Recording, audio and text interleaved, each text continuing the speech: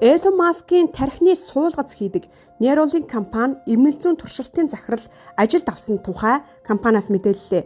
Энэ нь Neuralink компанийн хүний тархинд чип суулгах бодит болоход тунд өгсөн гэдгийн баталгаа болж байна гэж шинжээчид дүгнэлээ. За эмнэлэг зүйн туршилтын захирлын албан тушаал нь компани тархины чипийг хүн дээр туршиж үзэхэд хяналт тавих болно гэж ажлын байрны гүйцэтгэх ажлын жагсаалтанд нь багтаажээ.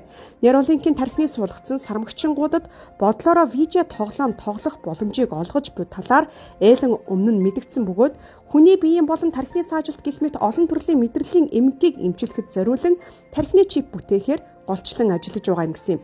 Өнгөрсөн сард Elon Musk Wall Street Journal өгсөн ярилцлагада Neuralink бүтээсэн төхөөрөмжөө 2022 онд хүний тархинд суулгана гэж найдаж байна гэсэнд би. Гэхдээ өмнө нь буюу 2019 онд тархины суулгацын талаар танилцуулга хийх үеэрээч мөн эрхчил хүний гавлын ясанд чипээ суулгасан байх болно гэж амлаж байлаа. За эмнэлгийн төхөөрөмж үйлдвэрлэгчид Америкийн нэгдсэн улсын хүнс эмийн албанаас зөвшөөрөл авч хүн дээр туршилт хийх техник эдийн засгийн үндслээ мэдүүлдэг. За компани мэдүүлсэн техник эдийн засгийн үндслийг хүнс эмийн алба хянаж баталгаажуулсны дараа туршилтаа хийх хэсгийг шийддэг. Хүн дээр туршилт явуулах, хүний биед гадны бит суулгах туршилтын үйлдвэрлэгчид хүнс эмийн албатай хамтран ажиллахдаа эмнэлэг зүйн туршилтын захирлуудыг ажилд авдаг бөгөөд энэ нь тус албанаас зөвшөөрөл авах боломжийг нэмэгдүүлдэг юм.